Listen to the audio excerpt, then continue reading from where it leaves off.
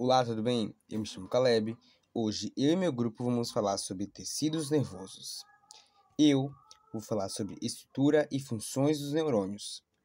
Os neurônios são as células principais do tecido nervoso e têm a função de receber, processar e transmitir impulsos nervosos por meio de sinais elétricos e químicos. Eles são responsáveis pela comunicação rápida entre todas as partes do corpo. Um neurônio é formado por três partes principais: corpo celular, dendritos e axônios. O corpo celular é a parte central do neurônio, onde está o núcleo que controla o funcionamento da célula. Contém o citoplasma e várias organelas, como mitocôndrias e o retículo endoplasmático, que mantém o neurônio vivo e ativo. É nele que o neurônio integra as informações recebidas dos dendritos. Os dendritos são ramificações curtas que se estendem do corpo celular. A sua função é receber estímulos de outros neurônios ou de receptores sensoriais, como os da pele, os dos olhos, ouvidos e etc. Eles levam as informações até o corpo celular. O axônio é uma extensão longa e única do neurônio. A sua função é conduzir o impulso nervoso do corpo celular até outras células, outros neurônios, músculos ou glândulas. Muitos axônios são revestidos por uma bainha de mielina, que acelera a passagem do impulso nervoso. O axônio termina em ramificações finais, chamadas de terminações sinápticas, que liberam neurotransmissores para se comunicar com outras células. Bom dia pessoal, meu nome é Caio e eu vou falar um pouco sobre a transmissão do impulso nervoso. O impulso nervoso, mas também conhecido como potencial de ação, é o sinal elétrico que percorre o axônio. Ele ocorre devido à diferença das cargas elétricas dentro e fora da célula, controlada por íons, como o Na+ e o K+. Ele é dividido em 4 etapas: a de repouso, que o interior do neurônio está negativado em relação ao exterior; a de despolarização, quando o neurônio é estimulado, canais de sódio, como Na+, se abrem e o inferior fica positivo; a de repolarização, que os canais de potássio, que no caso seria o K+, se abrem e o interior volta a ficar negativo; e o período refratário, que o neurônio se recupera e não pode ser estimulado imediatamente novamente. Aí tem a transmissão sináptica, que quando o impulso chega ao final do axônio, que no caso é o botão sináptico, e ele pula diretamente para o próximo neurônio. É um pequeno espaço chamado fenda sináptica, mas eu não vou entrar muito no assunto. Acontece assim: o impulso elétrico chega ao terminal de axônio, vesículas liberam neurotransmissores, como dopamina, acetilcolina e etc. Os neurotransmissores atravessam a fenda sináptica e se ligam aos receptores do próximo neurônio, e isso gera um novo impulso nervoso na célula seguinte. Olá, meu nome é Davi e eu vou falar sobre os tipos de célula da glia e suas funções.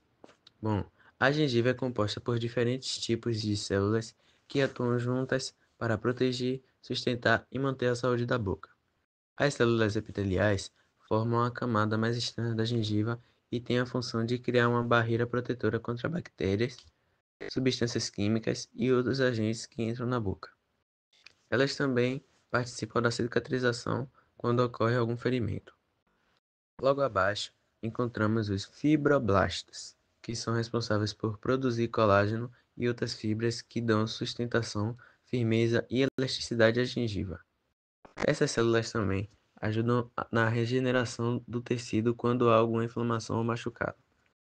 As células de defesa, como os linfócitos, macrófagos e neutrófilos, são sempre presentes no tecido gengival e são fundamentais para combater micro-organismos que podem causar infecções, como a gengivite. Elas formam parte do sistema imunológico local da boca. Também existem as células endoteliais, que formam as paredes dos vasos sanguíneos e permitem a passagem de oxigênio, nutrientes e células de defesa para os tecidos da gengiva. Isso garante que o tecido gengival receba tudo o que precisa para se manter saudável. Por fim, As células epiteliais juncionais ficam na região onde a gengiva se liga ao dente. Elas funcionam como uma espécie de vedação, impedindo que as bactérias e restos de alimento entrem entre o dente e a gengiva, o que ajuda a prevenir inflamações e doenças periodontais. Esses diferentes tipos de células trabalham em conjunto para manter a gengiva protegida, firme e saudável, o que é essencial para a sustentação dos dentes e para a saúde bucal como um todo. Olá, meu nome é Daniel Cauã e eu vou falar sobre a divisão do sistema nervoso. O sistema nervoso é o responsável por comandar, coordenar e integrar as atividades do corpo humano. Ele interpreta os estímulos que recebemos e produz respostas adequadas, controlando desde ações voluntárias até funções automáticas, como o batimento do coração. Ele é dividido em duas partes principais. Primeiro, sistema nervoso central, o SNC, composto pelo cérebro e pela medula espinhal. O SNC é o centro de controle do corpo.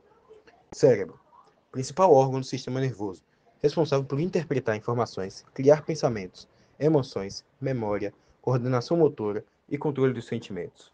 Cerebelo, controla o equilíbrio e a coordenação dos movimentos. Tronco encefálico, liga o cérebro à medula espinhal e controla funções vitais, como a respiração e batimentos cardíacos. Medula espinhal, conduz impulsos nervosos entre o cérebro e o corpo, além de controlar reflexos, respostas automáticas e rápidas. Segundo, sistema nervoso periférico, SNP. É formado pelos nervos e glândulos nervosos que conectam o SNC a todas as partes do corpo. O SNP, sistema nervoso periférico, se divide em duas partes. Sistema nervoso somático, que controla as ações voluntárias como andar, falar e escrever, atua nos músculos esqueléticos, permitindo que o corpo reaja de forma consciente aos estímulos, e o sistema nervoso autônomo, que controla as funções involuntárias, como batimentos cardíacos, respiração, digestão e pressão arterial. Divide-se em sistema simpático, ativa o corpo em situações de estresse, luta ou fuga, aumentando os batimentos cardíacos e o fluxo sanguíneo. Sistema parasimpático, faz o corpo relaxar após o estresse, diminuindo a frequência cardíaca e estimulando a digestão. Uma curiosidade é que o sistema nervoso humano possui bilhões de neurônios, que se comunicam por impulsos elétricos e químicos, tornando possível pensar, sentir e mover. E mesmo quando dormimos, o sistema nervoso nunca para. Ele regula funções automáticas, como respiração e temperatura corporal. Olá, meu nome é Rafik e hoje eu vim falar sobre a baía de mielina e a velocidade dos impulsos nervosos. No sistema nervoso, a comunicação entre as células ocorre por meio de sinais elétricos chamados impulsos nervosos. Esses impulsos são transmitidos pelos neurônios, células especializadas e conduzem informações de uma parte do corpo a outra. Um dos fatores mais importantes que influencia a velocidade dessa transmissão é a presença da baía de mielina. A baía de mielina é uma camada lipídica, ou seja, composta principalmente por gordura, que envolve o axiônio de muitos neurônios. Ela é produzida por células específicas, as células de Schwann, no sistema nervoso periférico, e os oligodendrócitos, no sistema nervoso central. A função principal dessa estrutura é isolar eletricamente o axônio, de forma semelhante ao isolamento plástico de fio elétrico, evitando a dispersão da corrente elétrica durante a transmissão do impulso. Graças à baía de mielina, a condução do impulso nervoso torna-se muito rápida e eficiente. Isso acontece porque, em vez do impulso percorrer o axônio de maneira contínua, ele salta entre pequenas interrupções na baía chamada módulos de Ravier. Esse tipo de condução, conhecida como condução saltatória, com isso, a velocidade do impulso pode aumentar de alguns metros por segundo em neurônios não mielinizados para mais de 100 metros por segundo em neurônios mielinizados. A presença ou ausência de mielina, portanto, tem grande impacto no funcionamento do sistema nervoso. Doenças que afetam a baía de mielina, como a esclerose múltipla, provocam a deterioração desse revestimento, dificultando a transmissão dos impulsos e causando sintomas como fraqueza muscular, perda de coordenação e alterações na sensibilidade. Em resumo, a baía de mielina estrutura é essencial para a eficiência e rapidez da comunicação nervosa.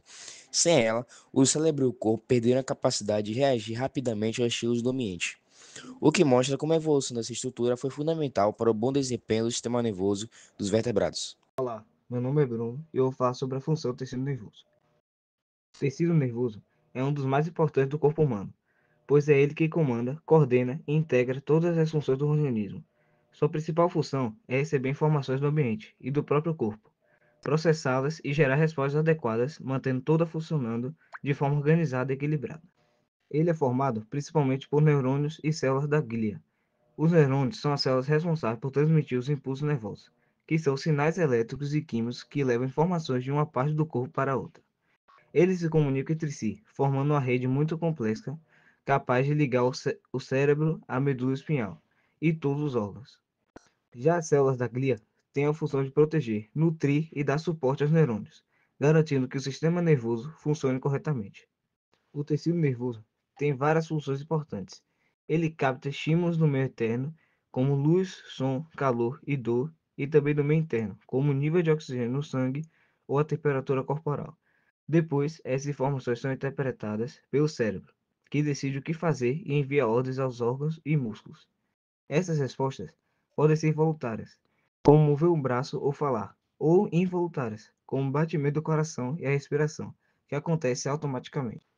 Além disso, o tecido nervoso é responsável pela memória, aprendizado e raciocínio, pois o cérebro, formado por esse tecido, é onde armazenamos informações e desenvolvemos nossas capacidades mentais.